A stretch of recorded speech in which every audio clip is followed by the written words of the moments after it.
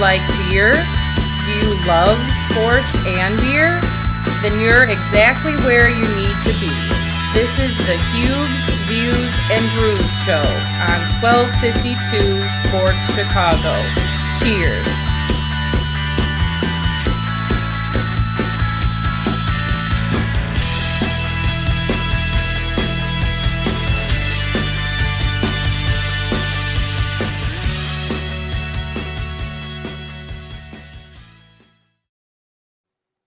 Hey, how you doing, everyone? Welcome on in. Hope you're having a great Monday after Mother's Day Sunday yesterday. Hopefully you all had a chance to be with your moms, or if your moms are not around, definitely thought about your moms and thought about all the great times and all the things your mothers did for you. It's funny, as you're growing up, sometimes you're yelling at your mom, and she's the one that's the enforcer at times, with dad being away or something. But yeah, you appreciate your mom every day. Give her a call if you get the chance. That's a good thing. Mine passed away about 5 years ago, and miss her every day. So Mother's Day is always a tough one for me and my brothers and sisters. But hopefully you all had a great day on Sunday. And it was a little strange weather. It rained most of the morning, but then the Cubs were able to get their game in. Maybe it was not a good thing, maybe, that they got the game in. White Sox got theirs in Kansas City. But each and every show on Huebs, Views, and Brews, I always make sure I pop a beer. I've had a couple of White Sox beers lately, but today I'm gonna have a beer from Hop Butcher, and it's all gonna key in and tie in with what we talk about later in the show, because Hop Butcher, a brewery that has been brewing at different breweries, they don't have their own space, they don't have their own facility. They've been brewing at other breweries, and every Thursday they kill it with beers. Now, right now, there are diehard beer fans out there saying, come on, New Fallen's a couple weeks old. You should have, about a month or two old. You should have drank that already. Listen, I buy a few. I drink one, stick a couple of others in the fridge. The beers are good. We'll talk more about it. Oh, by the way, Showboat Saloon, if you ever go to the Wisconsin Dells, Showboat Saloon, the place to go. They have a great list of craft beers. They have been getting Toppling Goliath beer from Decorah, Iowa, since before they were everywhere else. Pseudo Sue, one of their best beers. I was drinking that before I'd even seen it on the shelves in the Chicagoland area. So Showboat Saloon, great place to go. And Hop Butcher, a great way to start a show. Because this week in baseball, I sound like one of those really old guys on Black and White. This week, the White Sox basically took over a little bit in first place in the American League Central. They are the first place Chicago White Sox. I like hearing that, first place Chicago White Sox. They've won 11 of their last 15. They've been playing much better. We'll get to the Tony La Russa situation in a minute. 4-1 on the road trip. The only game they lost was the 1-0 10-inning game to Cincinnati. But their starting rotation has been amazing. White Sox fans have to be shocked a little bit, too, by what the starting rotation is doing. Right now, the starters have an ERA of 2.66, best in baseball. The next best in the American League is 3.55. In between the White Sox and the Yankees, who are 3.55, there are 6 National League teams. So the White Sox, 2.66 for an American League team. Think about it. American League has the DH. That's why there's so many National League ERAs that are lower. The White Sox starters ERA 2.66, absolutely amazing. And they pitched well like that on this road trip. Dylan Cease not only pitched well but hit the ball well. Had 3 hits. He did very, very well.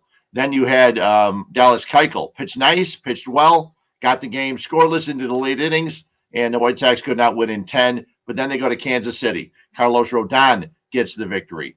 Then you also have Lance Lynn comes out, goes 5 innings. It's pretty easy to get a victory and go 5 innings.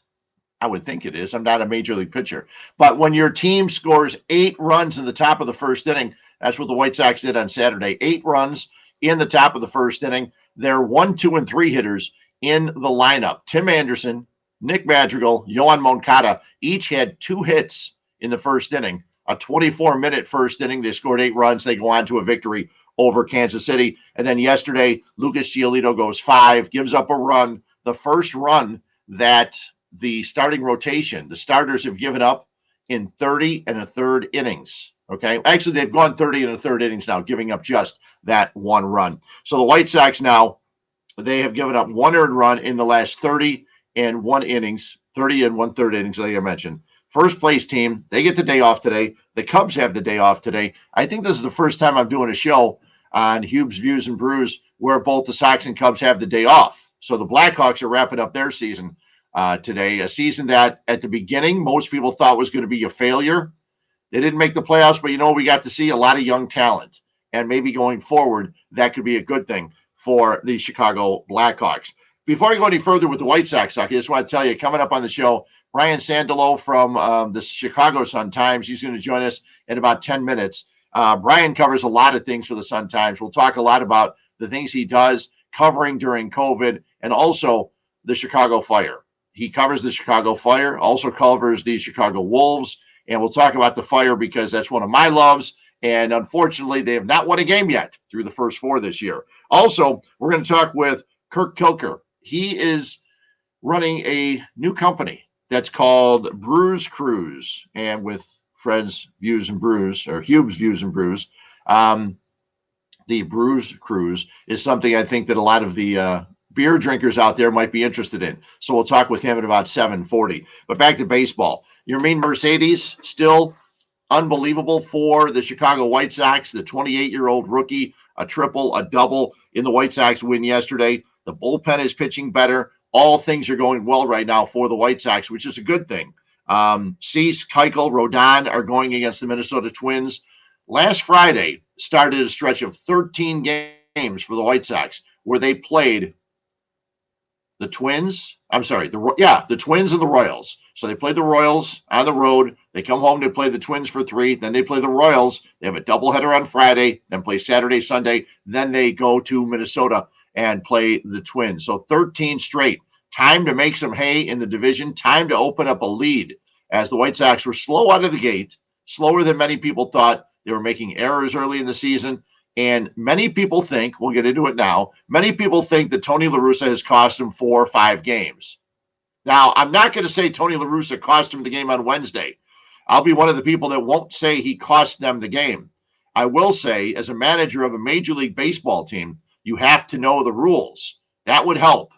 For those who are uninformed or forgot about it, on Wednesday, in the 10th inning, bottom of the 9th inning, Liam Hendriks is on pitching for the White Sox. When he came in, the Sox made a double switch. By making the double switch, the guy that made the previous out, the last out in the 9th inning, Liam Hendriks was going into his spot, which Tony La Russa thought because of that, he was going to have Liam Hendriks on second base to start the 10th inning in this wacky, crazy 10th inning rule where you get a runner at second base to start the inning. Well, this year, since they do not have the universal DH, Major League Baseball, in their ultimate wisdom, decided after using the universal DH last year, which meant both leagues had the DH the way it should be. Now, I'm not a DH fan or not a DH fan, but you can't have the DH in one league and not in the others. When you get to the World Series, the American League team can't use the designated hitter in the road ballpark. It doesn't make any sense. So eventually they'll get back to the universal DH. They're going to use it as a bargaining chip when they get into negotiations for the next collective bargaining agreement. But anyway, I digress, which I do quite often. So Tony La Russa puts Liam Hendriks out to second base.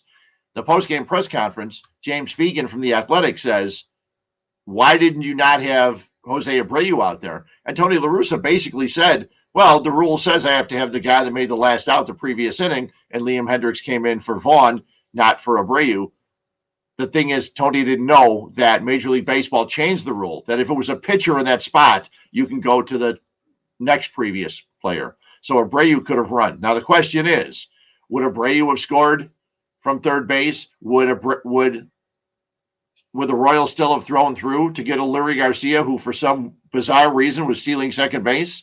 And would Abreu have been able to come home on a double steal? Would they have been able to bunt maybe and try to get him in? With Liam Hendriks running, you're not going to get your pitcher hurt. So that's the thing that didn't make any sense.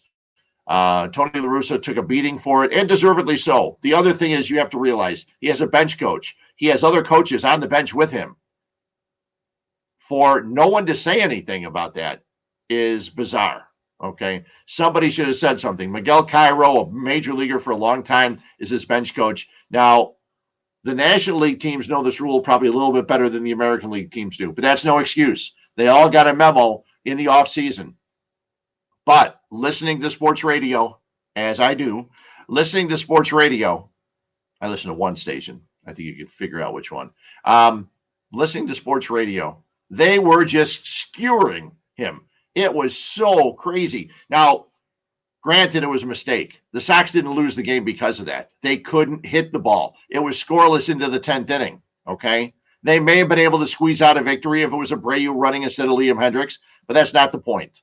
And I don't think Tony La Russa is going to continue to make mistakes. If, in fact, he does, we'll have a much, much, much bigger problem with La Russa, Jerry Reinsdorf, and what will Rick Hahn do as the general manager. I don't know that Rick Hahn was thrilled with the choice of Tony La Russa when the season started, and I think it was Jerry Reinsdorf's decision. But it seems like Tony La Russa has changed. I've mentioned this before. When I was following the White Sox in the 80s, covering for Sports Phone, Tony La Russa was not a nice guy. He was not pleasant. He was not polite. He was not nice. He was he had one thing on his mind, which is winning games, and that's, I guess, what a Major League Baseball manager is supposed to have. And he's won games. Many people have heard me sit here and on the radio on both stations and say I don't think managers mean a whole heck of a lot. The Cubs didn't win in 2016 because of Joe Madden. Joe Madden wasn't the reason they were losing. He didn't deserve to get fired, but then again, what's he doing? After the circus acts and everything else went away, all the manager does, he puts the lineup up and tries to get the players to play as hard as they have to, which is amazing. You need to get someone to do that because these guys are making beyond money, playing a game, playing a kid's game. And so we'll see what happens with Tony La Russa. I think he'll be fine going forward. I also want to mention, before we go to our guests, I want to mention that the Cubs, they won 5 games in their homestand, the first 5 games. They swept the Dodgers. The Dodgers are struggling. They've lost their last 5 series. I think they've lost 11 of their last 14. And for the Cubs, that was great because the Dodgers were starting Kershaw, Bauer, and Walker Buehler. The Cubs won all 3 of those games, okay? They scored 4 runs off Kershaw in the first inning. He didn't come out for the second. The Bauer game was close. The Cubs scored late, and then they ended up beating Walker Buehler. And then the Pittsburgh Pirates came to town. The Cubs won 2 more games. They won 5 games. They went over the 500 mark. Right now, after losing Sunday, the Cubs are 17-17. They're at 500. And on the radio on Sunday, when I was working on ESPN 1000 with Mark Zander, my partner on Sundays, people were calling and they said, this winning streak is fool's gold. They don't have the talent to hang in the division. The division's not great in the National League Central. I think they can hang around. I think the guys that they have can perform well enough to hang around in that division. They go to Cleveland for 2 games this week, and then they go to Detroit. That should be an easy series for them. Cleveland's banged up a little bit. Cleveland can't score runs. They've been no-hit twice this season, the Cleveland Indians. So we'll see what the Cubs do. 2 games, Tuesday, Wednesday in Cleveland, and then over the weekend in Detroit. But we got to figure out, you and I don't necessarily need to, but you'd like to figure out what's going on with Kyle Hendricks, okay? The first inning yesterday, I know the balls were not hit hard. I know there was a lot of soft hits just past the defender, couple of errors, couple of fielding mistakes by the Cubs, and 4 runs for the Pirates in the first. Kyle Hendricks allowed 4 in the first. His first inning ERA this year is 19.29. The opposition's hitting 320 off of him. He's got an ERA of 6.23. This is not the Kyle Hendricks that we were expecting. Nobody's expecting this Kyle Hendricks. So we'll see if things can change. There was a headline in the Sun-Times today, the mini headline. I'm not sure exactly what it's called. It was on the back page. There was a headline, and underneath it said, if you are waiting for Cubs teardown to begin, beware, it has arrived. So we'll see. Is this a teardown? My question for Cub fans is, how are you cheering for this team this year? Because if they hang around and if they are playing well, Jed Hoyer likely is going to make some moves and trade some of these guys away at the trade deadline. And at that point, is it then we're giving up on the season and we're going to tear down and try and get new players? It's very difficult cheering for this team when you're not sure with the big three in Baez, Bryant, and Rizzo, where they're going to be, what's going to happen with them as they go forward. So always time to talk Sox and Cubs. I usually do that in the beginning of each show because that's my love. I love baseball. I love craft beer. I love soccer and the NFL. College football, not so much. The Bulls, I'll watch. And the rest of the NBA, never. And I had never. When people say, hey, the NBA Finals, don't care. And the NHL, I watch the Blackhawks. I watch the home teams play and talk about them. But baseball is my love. I've got the extra innings package on TV right now. There's 4 games on. And then the Blackhawks are on wrapping up their season. But I wanted to get to our guest. Nice enough to join us. Brian Sandalow from the Chicago Sun-Times. Nice enough to jump on in. And Brian, how you doing this evening? I am doing just great. Thank you very much for having me. You and I have known each other for a long time, talking shop about the Fire, and now it's good to talk here on this podcast. Yeah, it is. And the funny thing is that you're a guy that I saw you sitting at the Fire, but you would be coming sometimes the day before from a baseball game, or you would be at the Wolves game the day before. You're always doing something. You're like a jack of all trades. You do a lot of things. You also have a guy that's also at the Sun-Times, and Mark Potash, who's been doing it for a long time. But how has it been covering and jumping around from one thing to the next? You're following the Cubs one day, and then you're following the Chicago Fire the next. You got to be versatile. Your brain has to be following a lot of things at a lot of different times. And there are times where it's a little bit challenging, but I love sports. I love Chicago sports. So there's worse things to have to do than follow all the Chicago sports teams closely. And a little connection between me and Mark Potash. We both went to Mizzou, and we both went to Niles West High School. So maybe there's something in the water about training sports writers to be versatile in the Chicago market. Yeah, maybe. You know what? You can learn a lot from him. I had Mark on a couple of weeks ago. Just a great guy. He's got so much knowledge and so much experience in the things he's done. What's it been like covering all these sports during COVID? I would think part of it, had you gone to a lot of events? Have you been home and then done Zoom press conferences afterwards? How's it worked for you? I've gone to every game I've covered except one. Okay. And the Zoom press conference is strange because you can't just fire off the extemporaneous question if the camera or the mic isn't on you. Let's say one of your counterparts, asks a question and it triggers something in your head. You can't just blurt your question right out right there. And something else and this is no one's fault.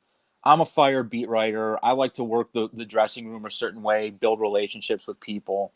Sure. I can't really do that. I can't really go and talk to a guy, pull a guy aside after the scrum and be like, and ask him a couple more questions. I can't even go there and introduce myself and say, hey, I'm Brian. I cover you guys for the Sun-Times. I'm going to be around. It's a challenge to build the relationships, to get the really good stuff, but you got to persevere. And frankly, there's a lot of positives to it. And the teams have handled it quite well. I've had no complaints with how the Fire, Cubs, and White Sox have handled Zooms because it's just a reality right now. There's nothing else we can do about it, and it's certainly better than not covering sports. So yeah, I've gotten used to it, but I'm looking forward to the day when we can get back into locker rooms and dressing rooms. Now on Sunday through Friday, the Sun-Times sports is good. I've read the Sun-Times since I was a kid growing up, going to Morton East High School in Cicero.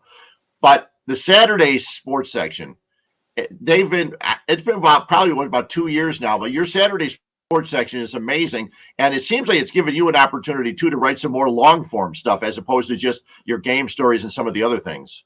Oh, I love it. Yeah, it gives me a chance to stretch out and write features. I wrote a feature last year about an architect who was doing a digital rendering of Old Comiskey Park. That's the kind of story, and it really took off on social media. That's not the kind of story you'd have room to do during a regular day. I wrote a 1,000-word feature on former Fire coach Veljko Paunovic last year. Again, it's hard to find the room for that.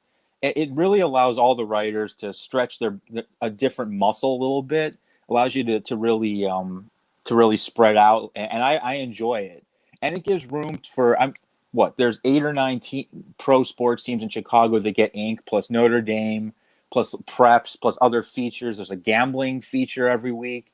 It's really a powerhouse, and that's the best word I have for it. It's a powerhouse that if you're interested in it in Chicago sports, it's going to be in there. And it's been great for me too. Been able to write a lot about the Fire and some other stuff, and really indulge my interests. At this point, about a year ago, Pat Finley and I, of course, one of the Bears writers, fellow uniform nerd, we reviewed all 7 uniform changes last year. And where else are you going to find that? Where else are you going to find the stuff that you have Pat Finley writing hard-hitting Bear stories, me writing hard-hitting Fire stories, and at the same time, we have the room to review uniforms. It's a great product, and I'm proud to be a part of it. No, it really is. And I was the old guy who waited till like a year and a half ago to get the Sun Times digitally, because I would always go to the store and buy it and make sure I get the late final with the scores in it and things like that. But this past Saturday, they had the long form feature on Marchie and Greco, and that was amazing. That was a great read. And each and every week, I'm looking forward to it. You also mentioned Velko, and we're going to talk about the Chicago Fire in a minute. But Velko Panovic was the Chicago Fire coach before Raphael Wicki, their coach now. And I was keeping up with Reading early in the season, but I saw one of your tweets. They just failed to get promotion and get into the playoffs, right? Right. Yes. I think they won 7 of their first 8 matches. And then they kind of they didn't keep it up. But when they finished 14th last season, so they finished 7th this year, is a pretty good sign. Now, the issue for Pano is that Reading has a reputation of firing managers quickly and not giving them much time. He got through the season, but who knows what's going to happen if they get off to a slow start next season. And I know the expectations are the Premier League for them, but good season for Pano in his first year in the English Championship with Reading. Okay. Yeah. I was hoping for a good season for the Chicago Fire, or at least a better season. I told this story before, but last year was the first year I had bought season tickets for a sports franchise, and then COVID comes around. So I was not going to be sitting in the press box. I was going to be sitting in the stands. I did sit in the stands for the opener, and that turned out great for the first 15 minutes. A nice quick 2-0 lead, and then it was 2-0 at half, and then 2-0 or a 2-2 tie at the end of the game. But since then, 3 losses. What were your expectations for the Fire coming into the season, and what are your thoughts about them now after the first 4? I'm just going to say this. In November, their sporting director, Georg Heitz, which is basically the president of soccer operations, general manager, he said he was going to stress continuity in the offseason. That press availability, I asked him, why would you want to stress continuity with a team that won 5 of 23 games last year? Well, they did stress continuity, and unfortunately for the Fire, my question, not my second guess, my first guess has been correct. 0-3-1. A lot of the same stuff that cropped up last year. And to make matters worse, last year, I thought they were an entertaining watch. Yeah, they only won 5 of 23 games, but they were adventurous moving forward. They always created attack. Their last 2.5 games, the last 3 games, they have 1 goal.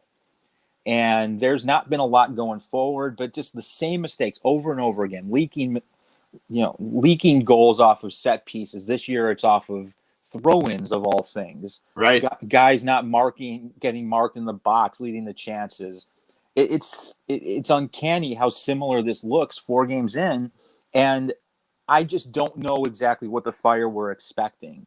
That you bring back mostly the same team, arguably a worse team than last year, losing 2 MLS performers in Sapong and Mihailovic, and you expect them to get better. Now, I know what they were thinking, that the rationale was, there's not going to be COVID, nothing like that. Everyone's in the country.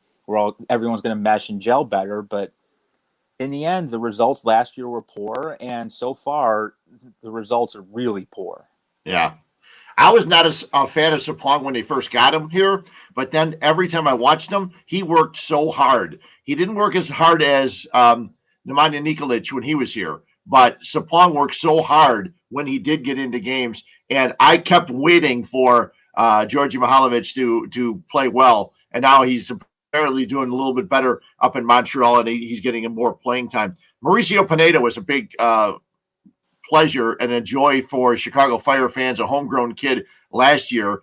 He missed a couple of games and did not play, but he was available. What were your thoughts on why he wasn't around in those games? Raphael Wicki said it was because of the time he missed with the national team, that he was part of the under-23 national team, the ill-fated attempt to qualify for the upcoming Olympics. He played, I think, about 2 of the games, and he comes back, and he's not playing the first 2 games. He did not start the first 2 matches, which was surprising because of anybody you thought was going to be plug and play, it was going to be him. Sure. And then he plays as a central mid last week against the Red Bulls, and he did not play all that well. It was not one of his finer moments. His marking was not what you'd expect it to be. And then this week, the most recent game, he did not start. He did get in as a sub, but he did not start. So it's an interesting start for him. They gave him a new contract over the offseason. They've really felt like that he was one of the guys that was going to be a building block moving forward. And maybe he still will be. There's no reason to think he won't be. Just not the start that you would expect. And I was surprised he didn't play the first 2 games, but his form in the last 2 has not been up to the standard we expected. So maybe not quite what everyone was hoping for from him, but there is still time this season for him to get back on the right path. It's pretty funny that you mentioned that Reading was known as an organization that doesn't give their coaches a lot of time. The one thing I've realized, I started following soccer in 1990 after not liking the game at all. And the one thing that blows my mind is how so many teams and franchises and organizations give coaches very, very little time to turn things around or to get on a winning basis. Raphael Wicki, what are your thoughts on him and the way he's coaching this Chicago Fire team? Well, 27 games in. This isn't 4 games into. Yes, it is 4 games into the season. But when you bring back mostly the same team, I'm going back to last season. This is 27 games of the Raphael Wicki coaching experience, and they keep making the same mistakes. Now, you have to wonder, is the message getting through? Is there a need? Do they need to change tactics? They need to change formation. So far, it seems like players are still buying in. They believe in what Raphael Wicki and the coaching staff is saying, but sooner or later, there's got to be results. And now there's no scuttlebutt or rumors right now that he's on a real hot seat, but his contract has a club option for the 2022 season. If this keeps up, that decision gets pretty hard for the Fire. Now, I know that Georg Heitz, the sporting director, he and Wicki go a long ways back to their time in Switzerland. Wicki has the same philosophy as Heitz, and there's a lot of positive traits for Wicki I've seen. He's a very good spokesman for the club. He has an idea of how he wants to play, but the results just haven't been there. So if this continues on, that club option will become a bigger and bigger deal as the season wears on. Now, it's not something I'm not monitoring my email or my phone thinking I'm going to get a text from a source, hey, Wicki's out. Sure. But it's something they have to get the results, and they have to get the results going pretty soon, or else questions like that are going to become a lot more prevalent. I've always thought one of the things in soccer, and again, not being a guy that didn't play the game and have just learned it by watching and talking to coaches and things like that, I've always thought that being able to gel with the other teammates is a huge thing. And it seems like with all the different guys the Fire have brought in over the last year and a half, you've brought in some good players, but it's difficult to blend them with the other talent that they have there. I mean, you have Jimenez in the midfield. I think, you have Beric up top, who's like really their only scorer. Lukas Rakovic showed that he can do some things the way he's been able to play and make some opportunities. Frankowski is one of the fastest guys I see up and down the right side, but he never seems to get an opportunity to put the ball in the net. And when he does, it usually doesn't go there. They don't seem to have enough scoring options, and that's always a tough thing when you look at teams in Major League Soccer. It looks like a lot of them are like that. I think over the weekend you had a lot of games that were pretty low scoring, and you get that in soccer. I understand that. But then I think it spoils me when I watch the Bundesliga on Saturday morning when games are always 3-2, 4-1. There's tons of goals, and they get up and down the field. Do you think they have – I know Huebs is hurt. I'm not sure what the prognosis is or when he's going to schedule to come back. But after not being a guy really involved in it, he's really their second best scorer when he's available. Yeah, and that's sort of an issue because Fabian Herbers is a good professional. He's a hardworking guy. He's conscientious. He'll play both. He'll play all ends of the field. But if he's one of your guys that you're really depending on as a scorer, then you're in a little bit of trouble. They don't have enough top end players right now. Barrich scored 12 goals last year in 23 games, but he missed a sitter on Saturday that he should have tapped in that would have tied the match. And who knows how things change. He's gotten off to a bit of a slow start. Stojanovic, okay, 2 goals so far. He's looked pretty good, but he's been pretty quiet the last 2 games. The best player last year was probably Alvaro Medran, a midfielder. Yeah. But with Medran, who's more of a deep line player, they haven't really figured out a way to get him and Stojanovic, who's a central mid, a 10. They haven't figured out a way to get those 2 guys clicking at the same time.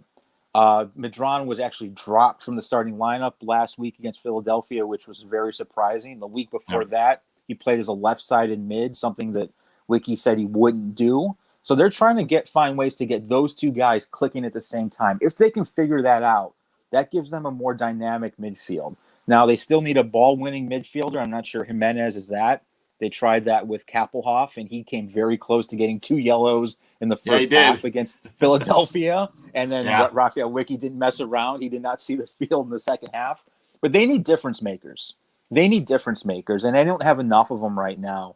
Stanislav Ivanov was going to be that difference maker on the left, who's out until about July with a knee problem. We don't know that, but they just don't have enough top-end players right now who you can look to and say, that's a guy that opponents have to be very worried about at all times, or that's a guy who's going to snuff out our attacks when we go near them. They don't have that. They have a lot of guys who are okay. They have some decent professionals, but no one who you're looking at and thinking, that's a guy you really got to be worried about. And until they do, they might be stuck in this quagmire that they've been in for the last year plus under the current administration. Okay. I'll let you go, but can they get a win on Thursday in DC? Short weeks are weird, and I think the Fire might be pretty desperate. It wouldn't surprise me if they get a win, but if they don't, this could be a while before they get a victory. Yeah.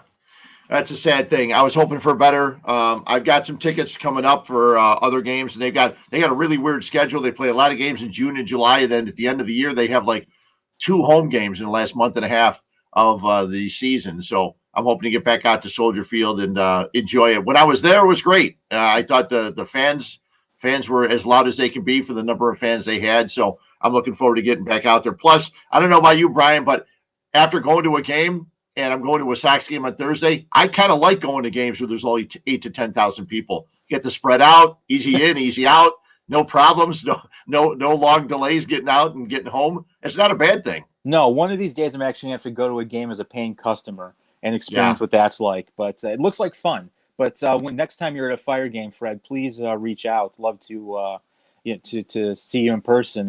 Miss seeing you at the games at Old SeatGeek. Yeah, we had nothing but fun up there. That was a really good time. You, me, Oren, a bunch of guys. Oh, before we go, I wanted to make sure you have a chance to promote your podcast because you're going to do one with Dan Santaromito. Yes, Dan Santaromito and I, friends that we bonded over scotch and soccer. We now have a podcast called the Chicago Soccer Conversation.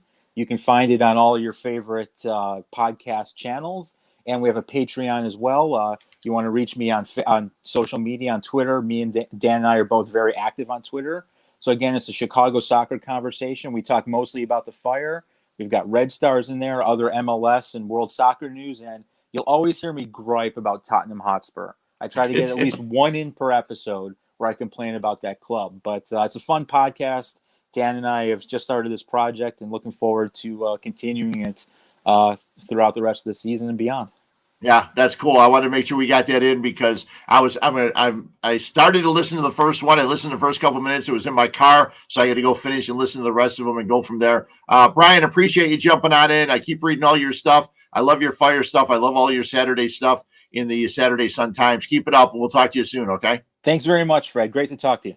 Thanks. See ya. Brian Sandalow does a great job for the Chicago Sun Times, and like I said, we would sit up there in the press box. Oren Schwartz he was writing at the Daily Herald, writing the soccer column and following the Chicago Fire. We'd have all kinds of fun yelling, talking about what the team should have done, shouldn't have done. And we had a lot of fun sitting up there at SeatGeek Stadium. And I've moved from the press box to the seats when I get a chance to catch some games this year. So I'm going to try and catch some in June. They have a lot of home games in June. If you get a chance, Fire games are fun. Even during this COVID stretch, they're fun. We had a good time going to the game. The one thing, I can't remember if I even brought it to the podcast a couple weeks ago. I went to the game with my girlfriend, Linda.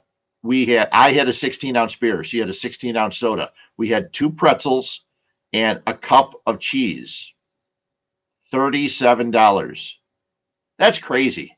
That's ridiculous, okay? I went to a game at Schaumburg Boomer Stadium a week or so ago and saw the Chicago White Sox and Chicago Cubs, their alternate site teams, play against each other. Beers were reasonable. Everything was reasonable. There's no reason to charge so much. And I'm sure that's Soldier Field as opposed to Chicago Fire, at least I would hope. You shouldn't have to pay that much for a 16-ounce beer. You don't pay per ounce. It's crazy. And but anyway, it was still fun. We enjoyed it. We didn't get 2 cups of cheese for the 2 pretzels because $2.50 for a cup of cheese was enough. And I figured we'd make it stretch. We'd stretch it so it would last for the 2 pretzels. Okay, we did not get a chance to talk about the Chicago Bulls. We're going to talk some beer coming up in a couple minutes. The Chicago Bulls are in a situation right now. Joe Cowley wrote an article in Sunday's Sun-Times talking about what the Bulls should probably do is not play Levine and Vucevic the final 5 games of the season and take their chances and where the lottery balls fall and where they end up in the lottery and maybe get another good player and build for next year. Because you have Arturas Karnisovas, you have Mark Eversley. They're putting this team together. They made the trade to bring Vucevic in, and he's been very good. Well, the Bulls did not listen to his advice on Sunday night, okay? They played against Detroit. They won, and Levine had 30. Vucevic had 29 points. The Bulls now have won 3 in a row since Zach LaVine has come back from after he had came down with COVID. They've held 3 straight opponents below 100 points. They're playing some good defense, better defense. They beat the Celtics the other day. They have 4 games remaining now. They have Brooklyn twice. They have Toronto, and they have Milwaukee. And they're in a situation now where they're 2.5 games behind Indiana for the last playoff spot. It's not going to be easy to get a playoff spot. Even if they run the table, it's going to be difficult.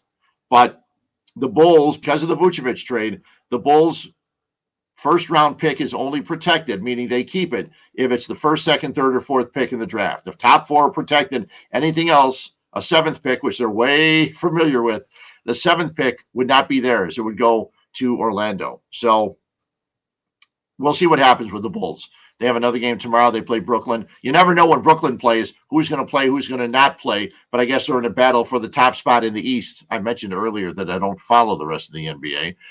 So we'll see who's out there. If Durant's out there, I think Harden is hurt. Is Kyrie playing? How's that all going to go? So we will double check with that. A couple other beer things to get into, and I will do that right after we have a chance to talk to our next guest because they're doing something cool. Kirk Kilker, nice enough to jump on in and join us here on Huebs, Views, and Brews. Kirk, how you doing today? Good, Fred. How are you? Thanks for having me. I'm doing great. For years, once I started getting involved in craft beer, I said, man, this would be great if someone could actually drive me to these places or I could hop a bus or do something. I'm looking online the other day and on Facebook, and I see that you're helping to start this Brews Cruise here in Chicagoland. Tell us a little bit about it. Yeah, sure. Yeah, our slogan is driving you to drink local, Fred. So there you go. That's what we do. I've always kind of wanted to do something that kind of was a hobby of mine, right? Something I would enjoy. So I recently retired from the corporate world, and I partnered with this group called Brews Cruise, Inc. And they've been around for over 10 years. They started in Asheville, North Carolina, and have grown now to be in over 12 cities, including now Chicago area. So Chicagoland Brews Cruise, which you mentioned we're just starting up. And I guess my vision here is, Fred, is that maybe I can help make the Chicago area be a beer destination like Asheville, North Carolina is. Yeah, Asheville. I got a list of some of them. Asheville, North Carolina, Charlotte. You got Greenville and Charleston. They also have one in Maine. They have some in Washington. They got others coming in, including Nashville and things like that. Yeah. And you've got I went to your site today, and you've got a bunch of tours. It's some walking tours, some bus tours. And so when you first started doing this here in Chicagoland, how did you start going about it? Did you have to contact the breweries and see if they re-up for it, or how'd you do this? Yeah, just knocking on some doors, right? And telling them about what we want to do. And, the brewing community here is just amazing. I've never seen an industry where they support, collaborate with each other and everything else. And they've just been open doors, letting me talk a little bit about what we want to do and saying, yeah, that's great. Bring in a tour group. And they're even going to spend some time with our tour group, kind of give it a personalized experience at each of those locations as well. So yeah, they've been great so far.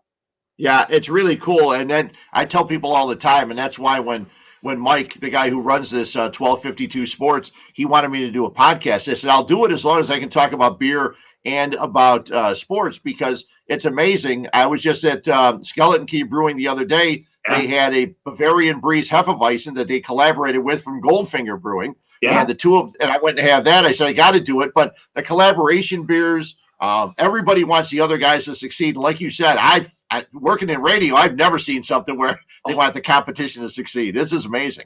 Yeah, it really is. It really is. I think that's been the greatest experience that I've had, right? Just going in and meeting some of these folks, just great people, and really being open doors to what we want to do. Yeah. When did you start getting involved in or enjoying craft beer? Because I tell people I was a Miller Lite guy, thus the side behind me. And then I got into Guinness, and then as I started seeing and going places, and breweries were popping up in Arizona and places I'd be on vacation, I'd go in and check it out.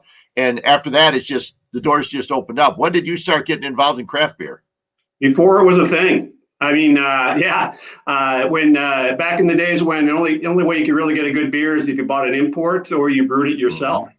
So I started brewing some homebrew with some friends, and I did that for a while. And then craft beer, became the thing, and breweries started popping up all over. And that's when I realized that there are a lot of people out there who do a lot better job of making beer than I did.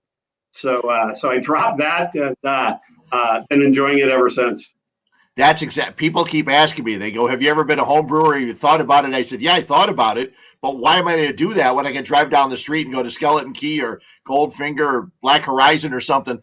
And they're going to, like you said, make it a lot better than I would even make it. I don't have to wait as long either. I can try a couple different varieties by going into each of these places. Yeah, and each beer is going to taste great, right? When I did the home brew, you just never knew which batch was going to be right and which one wasn't.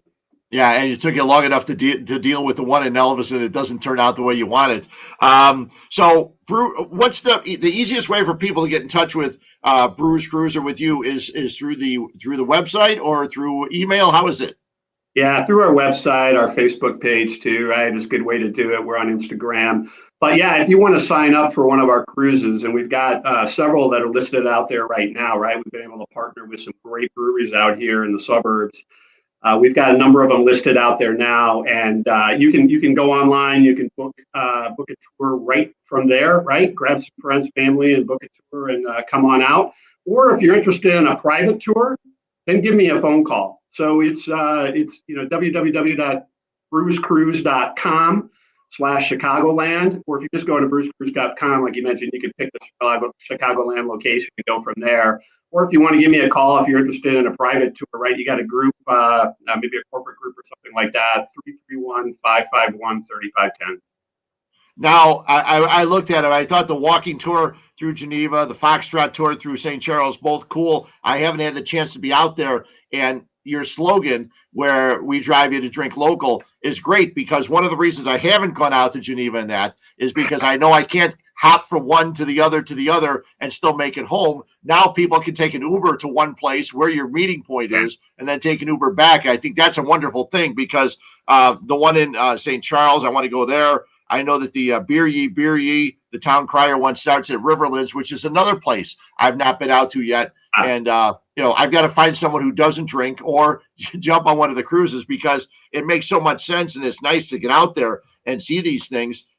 Your Best of the West has Noon Whistle and Altar and Skeleton Key. And then you also did something which is interesting because you've got a winery, a distillery, and a brewery tour. Talk about that one. Yeah, that's our, we call it our Sunday afternoon countryside cruise because we head out west of the burbs here a little bit, right? So we take a drive out to Aqua Viva Winery for some tasting there. Then we go to Whiskey Acres Distillery, very unique operation, right? The people who own it actually are the ones who grow the corn, right?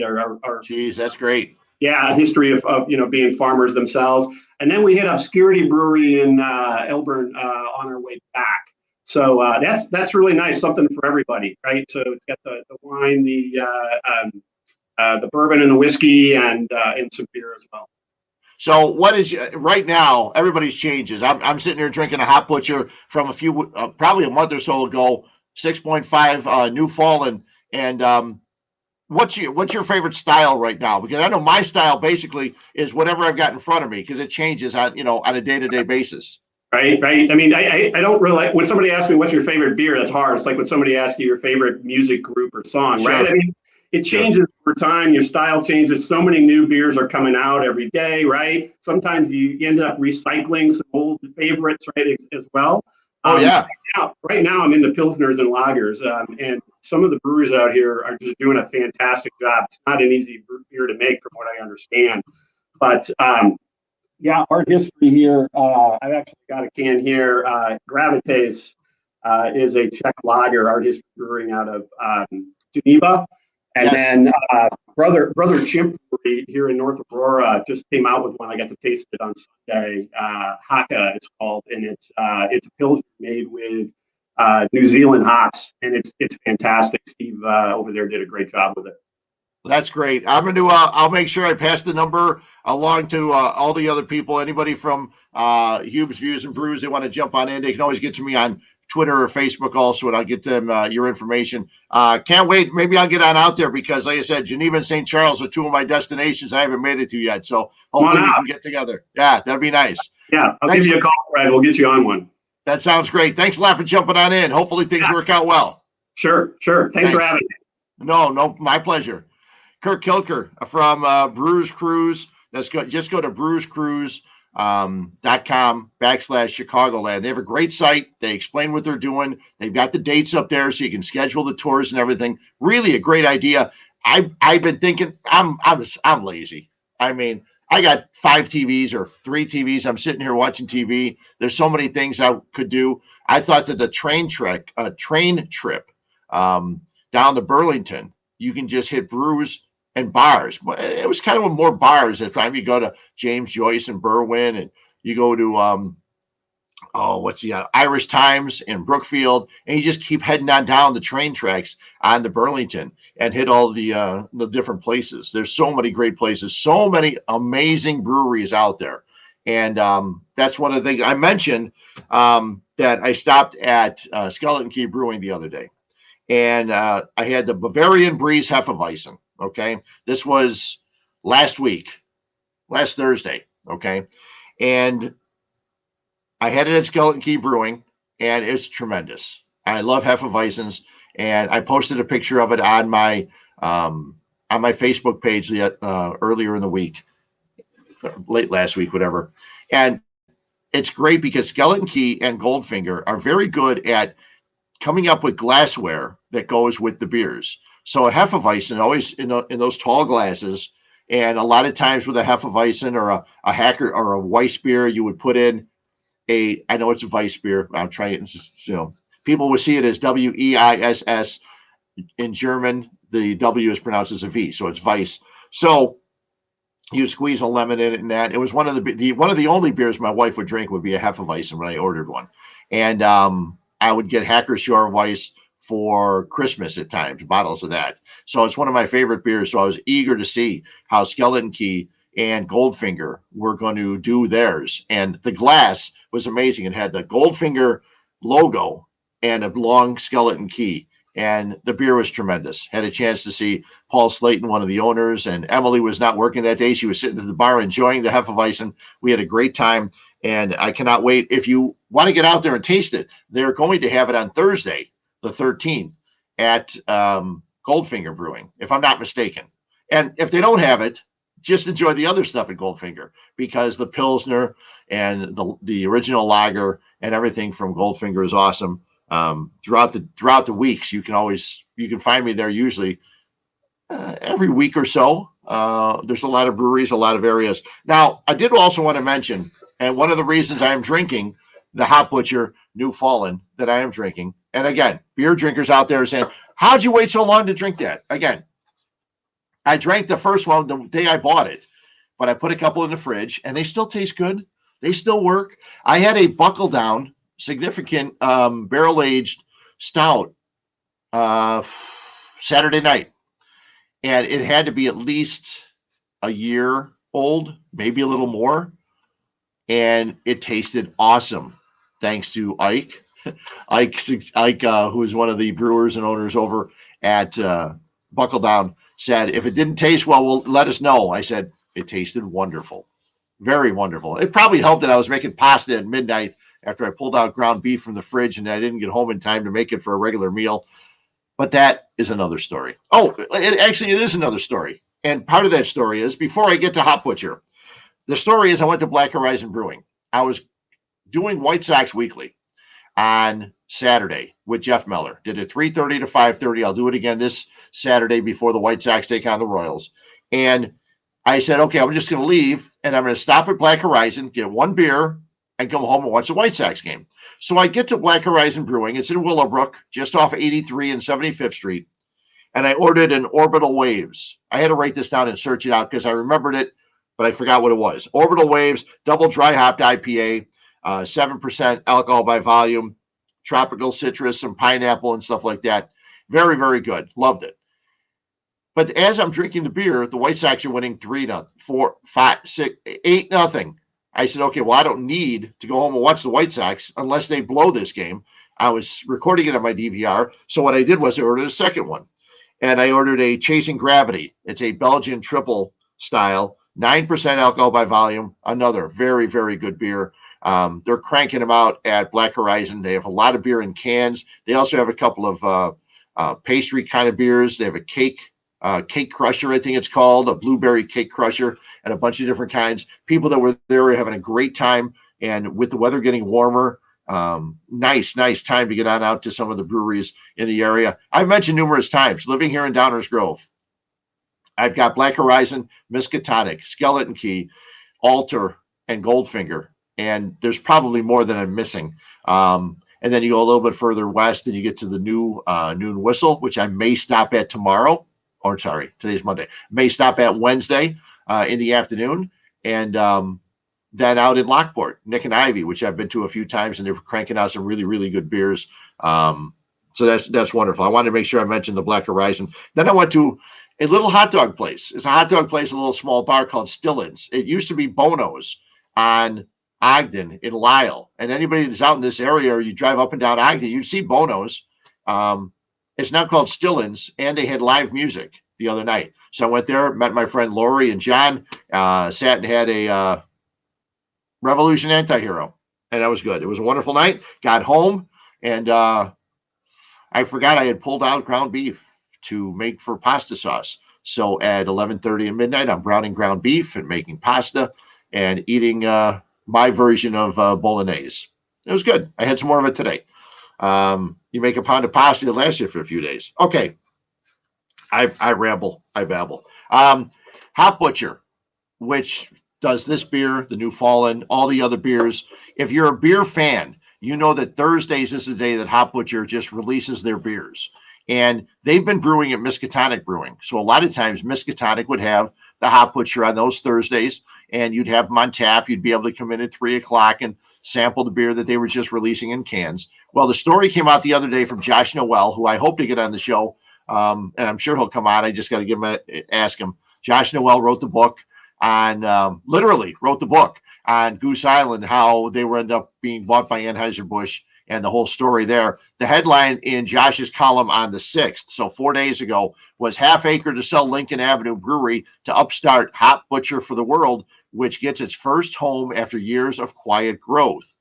And he goes on in the article, says, Half Acres agreed to sell its original location, 4257 North Lincoln, to Hop Butcher for the World, which will take over a space this fall that has become an iconic destination for local and visiting beer drinkers.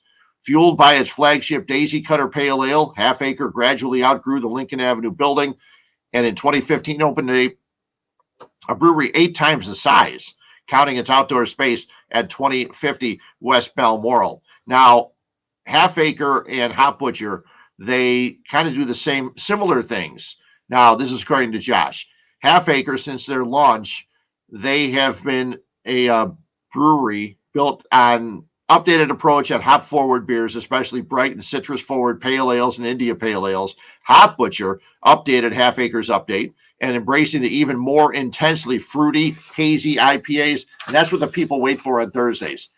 When I go to Orange and Brew, if I don't get there on time, there's already a lot of them are gone. One of the guys from Hop Butcher for the World, Jude LaRose, I had a chance to meet Jude when he was selling tickets for the Chicago Rush Arena League team, and he, along with Jeremiah Zimmer, are the owners for Hop Butcher. And Hop Butcher, I could say it, but it's easier to read Josh's words because he's a writer and he speaks better than I do. Hop Butcher abides by a modern approach of brewing that embraces no flagship or year-round beers, just fresh batches every week of beers that could have been released months ago or years ago, or could be brand new creations. They intentionally give fans few clues about what beers to expect each week until just before they release. And Jude said, we crank them out there as fresh as possible, and people drink them up. And he's right. If you go to any place looking for a Hop Butcher on a Friday or a Saturday, you might not be able to find the current release because it's already gone. And that's one of the great things about Hop Butcher. They crank them out. They put out usually two a week, sometimes 3. I think I've seen as many as 4 in a week. And people just cannot get enough of them. It's wonderful. Great beer, always great beer. I've never been. One time I had one that had coffee in it. I'm not a coffee guy. But other than that, I love the Hop Butcher beers. And if you're a craft beer drinker and you've had Hop Butcher before, the odds are, well, actually, if you like hazy IPAs, you would love Hop Butcher for the World. Before we go, each and every week, we always do a little segment I like to call What's Up, Fred's Can.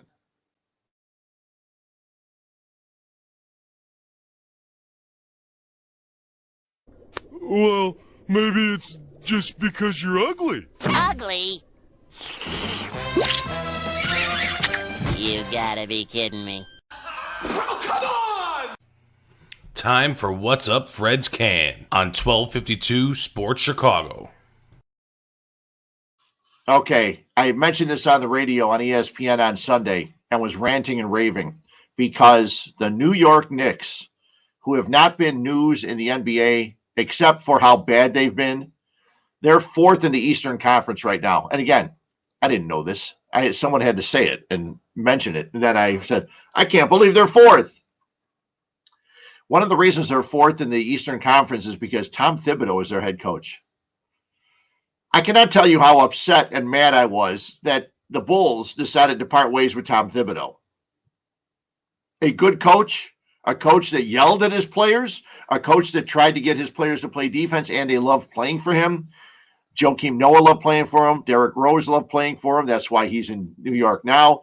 Jimmy Butler, they loved playing for Tom Thibodeau. And the Bulls organization, John Paxson, Gar Forman, could not get along with Tom Thibodeau. Didn't like some of the way he was using their players, maybe too many minutes. Ooh, poor players. It's a 48-minute game. You can't play 40. You can't play 39. It's too much. You're going to be winded when the playoffs get there. You've got timeouts after every quarter. You walk to the free throw line as everybody's resting. And the last several years, it's been disgusting. I'm sorry, I'm shaking the camera. It's been disgusting that there's been so much time management in basketball. One of the reasons I don't plan on going back to watching the NBA on a regular basis, because players have to take I've got to recover. I've just played 2 games in 3 days. I can't play a 4th. Now, the NBA has done a good job of splitting that up and slowing it down so you don't play that many games consecutively. But, you give athletes, you give anybody, you give them an inch, they take a yard, okay? So if you allow them to rest after a game and say, okay, you go recover, then they're going to take more, and they're going to take more, and they're going to take more. I mentioned how the Bulls played Brooklyn twice in the last 4 games. How many games do you think Durant and will play in both of those games? You think that Kyrie will play in both of those games? Or you think maybe they might be a little too exhausted? They don't want to push it a little too much before the playoffs get here. Now, I read an article from The Guardian, December of 2017, the article came out. Or at least that's when I got it, I think. So it said in the article that time management and playing players fewer minutes doesn't have there's no indication that benefits the players later in the season. As a matter of fact, a majority of ACL injuries happen in the early part of NBA seasons, when the players should be in condition and should be in good shape, not later in the year when the players are winded or played what they say is a little bit too much. So it's frustrating to me. Now, Billy Donovan's a good coach, apparently. Billy Donovan was a good coach at Florida. He's been a good coach in the NBA. I am happy that Billy Donovan's here. Since Tom Thibodeau's not, it's nice that he's a better coach than Jim Boylan. Let's just put it that way, okay? But it's nice to see that the Bulls are starting to play under him. Now, I'm eager to see what they're going to do with Arturas Karnisovich, Mark Eversley, how they're going to put this team together, how they're going to go forward. They got Vucevic. They have Levine. Let's see how things go. But not having Tom Thibodeau and watching Tom Thibodeau get the New York Knicks, people in New York are shocked that they're playing as well as they are. And they are in the situation they are. But to not have Tom Thibodeau as a head coach of the Chicago Bulls, that's terrible. Absolutely terrible. Okay. That's enough. I want to thank Brian Sandalow for jumping on. It's always fun talking to him. Again, if you get a chance, make sure you check out the Saturday sports section in the Sun-Times. They do a great job. They go in-depth in a lot of things. And the article from last week about Marchi and Greco, tremendous article. In-depth article about Mark. Thanks to Kirk Kilker from Brews Cruise. Again, check it out. Go to brewscruise.com/Chicagoland. And you can see all the tours they're having. They have some walking tours. They have some bus tours. And like you said, you can come up with a private tour. Say, listen, we'd like to go here, and here. And we've got a couple of people, and they can probably arrange it for you. So check them out. Give them a call. But go to brewscruise.com/Chicagoland. And heck, if they ask, tell them you heard about it here on Huebs, Views, and Brews. And until then, I'm not going to be here next week. Saturday is my 64th birthday, so I'm taking next Monday off. I'll be back in 2 weeks, and we'll have a lot to talk about. We'll talk more beer. We'll talk more sports, and I look forward to talking to you all again in a couple of weeks. Enjoy. Stay safe. Go White Sox. You're a Cubs fan. Go Cubs. And let's see how things play out in Major League Baseball. Have a great night. Thanks a lot for listening.